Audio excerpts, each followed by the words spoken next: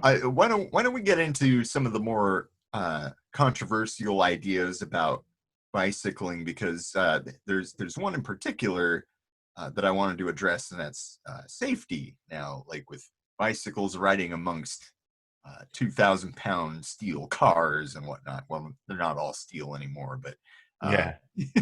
yeah. Fact of the matter is, if a car hits you, you could very easily die. But I happen to know you've been hit by cars on your bike, and I've lost count, actually. I think it's at about 13 altogether right now. wow. Jesus. So Do you have any broken bones or anything like that? So I've got some scars here and there. Actually, one thing that I'm going to say right off the bat, and we can get more into it later, but crashing, if you have an accident that's caused by something just static, staying still in the environment, and that's what causes your crash, at least in my experience, that causes way, way worse injuries than actually getting hit by a car.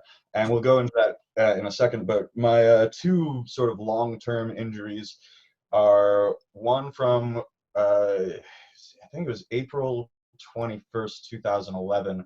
And I was running late for work, and I was going down East Lake, right where the University Bridge turns into East Lake, and I was booking it. I was about 15 minutes away from work, and I was about 8 minutes before my shift, so I was just booking it, and I was in the bike lane going faster than the cars going down that lane, and so I was just focused on going ahead, and I knew I had the right of way, but this lady in a PT Cruiser took a right without seeing me, and I almost dodged around her. But you know, the PT Cruiser has that weird, like, the front wheels sort of like off on its own, sort of. It's not like a normal car where it's just one straight line of the metal. It kind of, like, the metal goes in around anyway, so I tapped Yeah, that. there's like wheel flares and stuff like that. Yeah. Yeah. So I tapped that, so I almost dodged around the car, but hit that with just the end. And so what happened is I went flying and rolling on the ground. And I think what happened was, as I rolled, my backpack strap tugged really hard. So your shoulder connects at 2 points into your body. You got in the socket and then up at the collarbone.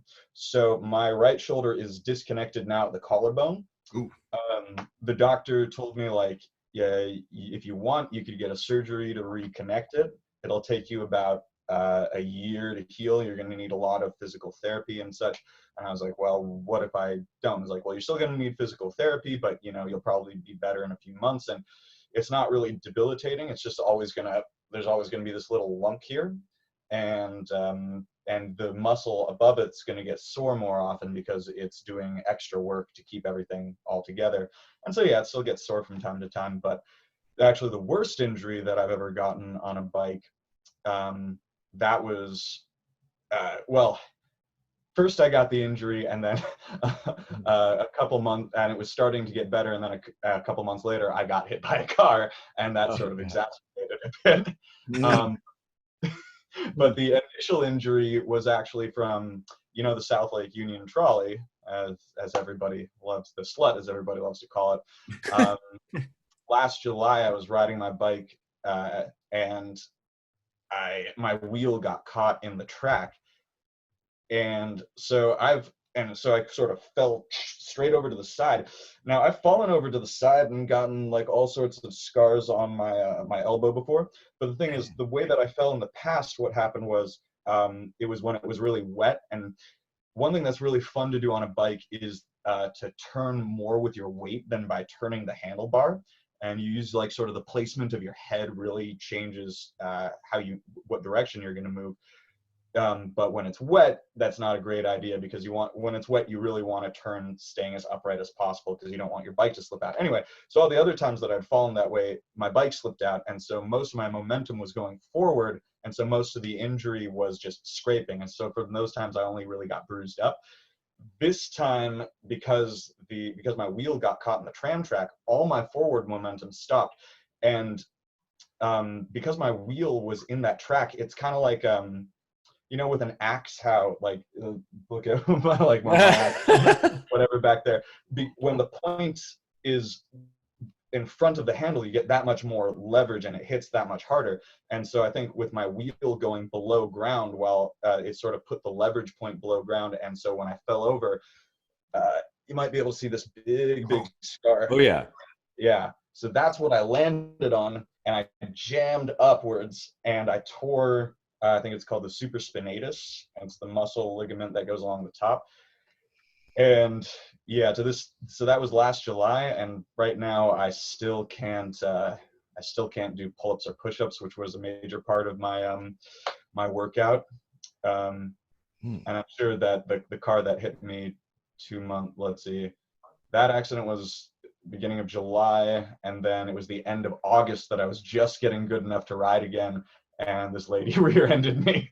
That is, Oh my God. an astounding amount of accidents for anybody, let alone somebody who's on a bike versus a big piece of metal. Yeah.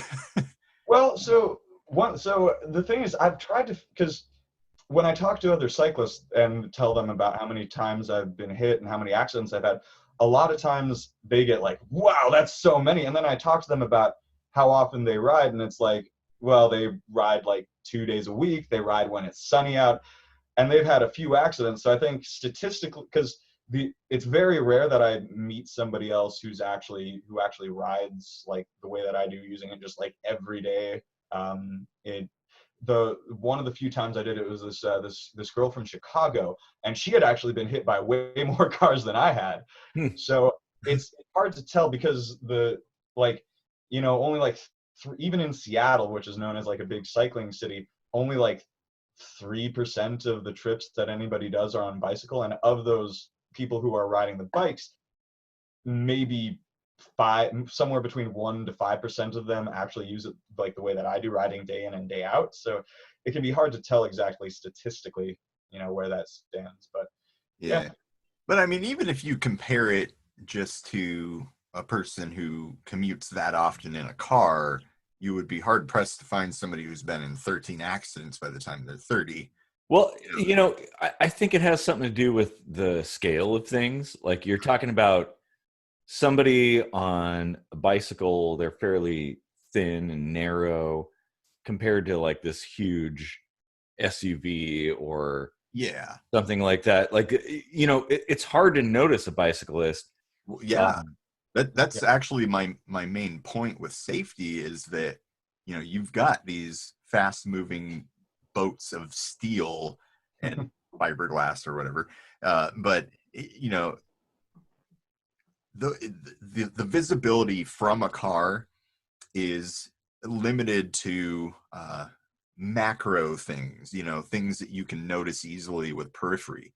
Yeah. And you cannot easily notice, I mean, just the bits of metal that separate the front window from the side window and the side from the back are enough to obscure a car from your vision if you're not careful. Yeah. Imagine a person on a bicycle.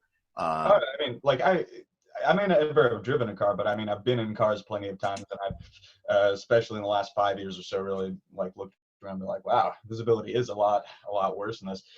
But once again, I'm a lot less afraid of getting hit by a car than I am of pretty much any other way that I could crash. Like, up until 2015, when I was 25, I didn't wear a helmet a lot of the time, and it was my first concussion that really changed it to the point where I was like, I need to wear a helmet every time. And my first concussion, this was after getting hit by a bunch of cars. Actually, the fastest head-on I think this was the only head-on collision I've had. It was the only substantial head-on collision I've ever had, was back in 2012. And I was going straight. The guy was taking a left, and so I hit him while he was taking the left, and I was going straight. And my head caved in his windshield. And Wow. while it was happening, though, all I could think is, this is the softest thing I've ever gotten head trauma from.